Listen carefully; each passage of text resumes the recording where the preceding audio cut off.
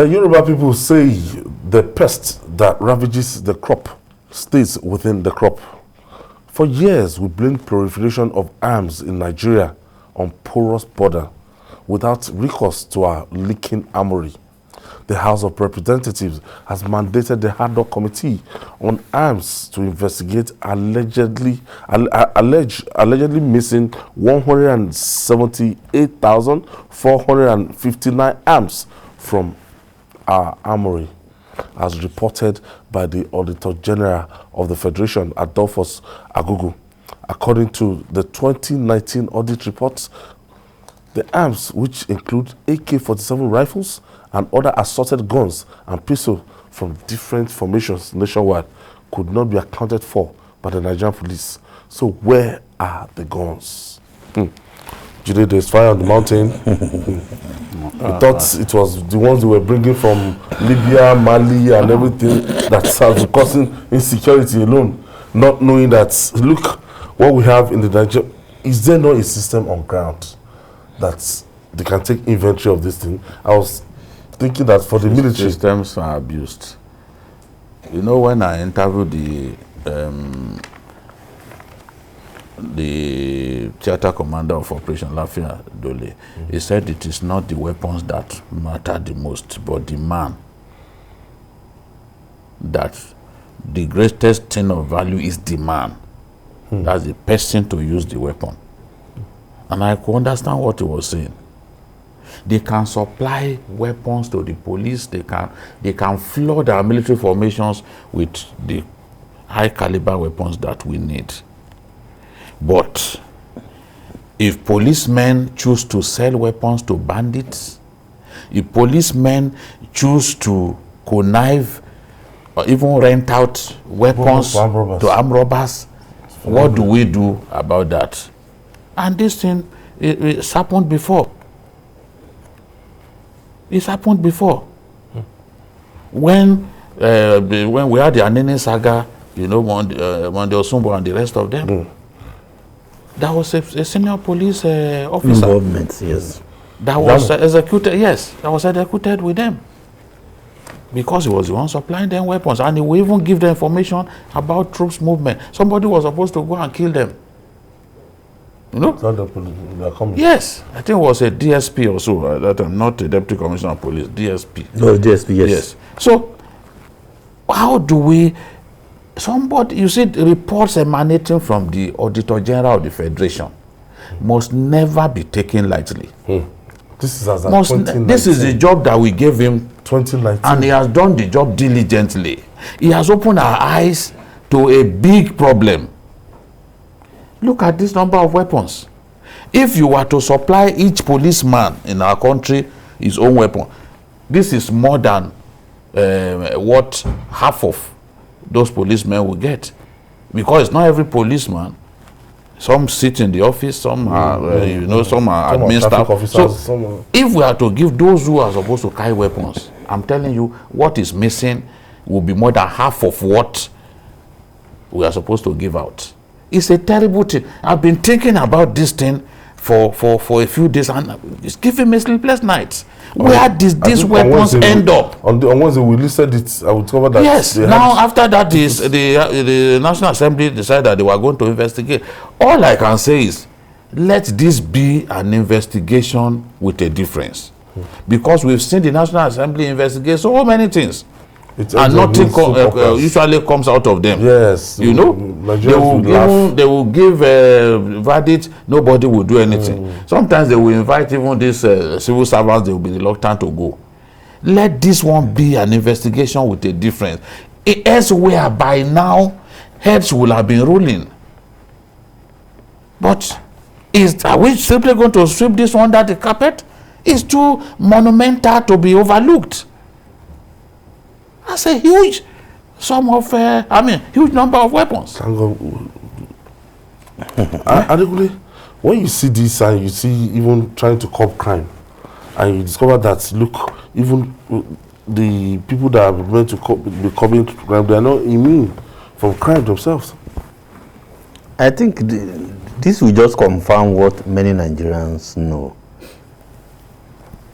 You see, there's hardly any major crime that bad eggs in the security unit will not be involved, either facilitating through information or providing access to arms and all sorts of things.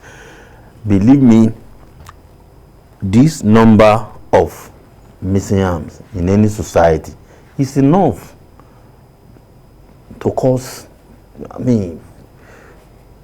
total breakdown of everything. So when we say Nigerians are not safe, we have insecurity, that we know the source of our problem. That in the just one of our security organization, this is 178,000 AK rifles, pistols, all sorts of things, and heads are not rolling. It is not just in one police station or one state. It's all over, and there is no state. There is no state that has done well. You understand me? And in that case, you have commissioner of police, you have all sorts of people, who administer, and nobody is worried. It must have been that maybe it's a general trend, or is something that from the top to the lowest officer, they all agree that this is what we'll be doing. If it's not business, I don't know how this can happen. With this magnitude, if it's not a well-organized, business within, I don't know how this can take place. 178,000. Oh my God. And this is as at December 2018. 2018. The report stopped in 2018. So we don't know what took place in 2019, 2020, 2020. So by the time the report for those maybe they will even be higher than this. Now we are approaching election. The tendency is that this thing will. Somebody even asked me a question. He said, we recover weapons. How do they ever end up? Sometimes, these weapons that we recover from armed robbers, what usually happens to them? He said he wants to know what usually happens to them. Who is following up? Can some people simply pick some of those weapons that were recovered from where they hid them and then sell them in the black market, so that they get recycled again and mainstreamed into the criminal world? Because these are questions that people should. We need to have a system in place that, okay, those guys, they sneaked into our country through the porous border, but we were able to arrest them and confiscate the weapons in their hands. Where do they end up? How are we sure that criminal elements within the security agencies won't now go and sell even some of these weapons to the criminals? Even bullets, they sell bullets to criminals. They sell bullets. Do you know, I think the situation has changed now in NDLA with General Bubamaroa. Do you know those scissors they were making in NDLA when I was really, investigating DLA? In many states, they will gather big bags of this and that. They said they will gather all sort of, big men to say they want to burn it. Do you know the bad eggs in the system know how to go and get sawdust from our furniture, get sawdust, and that is these drugs get recycled. Yes. They get recycled. And then the so-called exhibit drugs then go back to. That's what I mean by recycled. And yet you have made it, the TV camera to show the world this is what you are doing. At the end of the day, you realize that scissors, the statistics continue to rise when it should be coming down. Wow. I think the House of Representatives, they should look at it thoroughly, and the Inspector General of Police and past Inspector General of Police.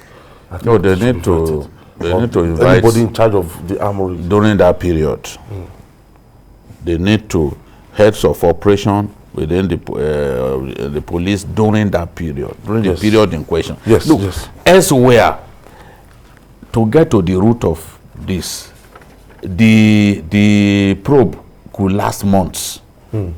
They make sure that nobody is left behind. Everyone everyone directly or indirectly connected will be brought, because even if you didn't steal, even if the people under you, that your own capacity to supervise was so defective, was so suspect to the point that people under you can sell weapons, even you need to answer for it.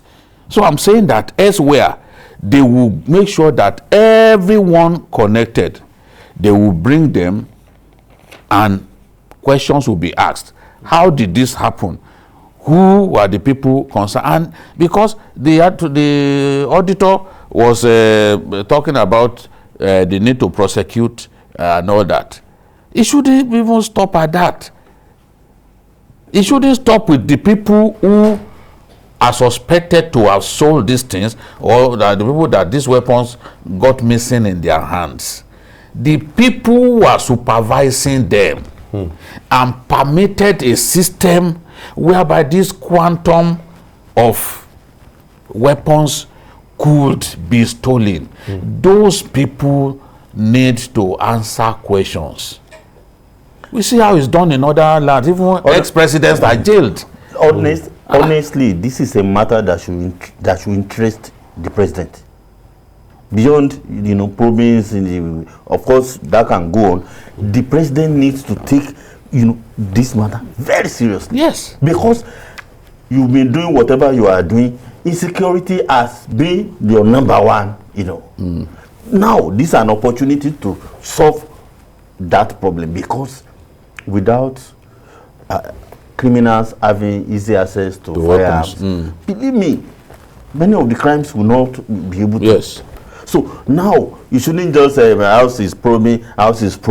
How many of the probes of after the house, a while we won't hear anything? How many of them have Nigerians benefited anything from? They just make noise. The media will do whatever. At the end of the day, that's the end of it.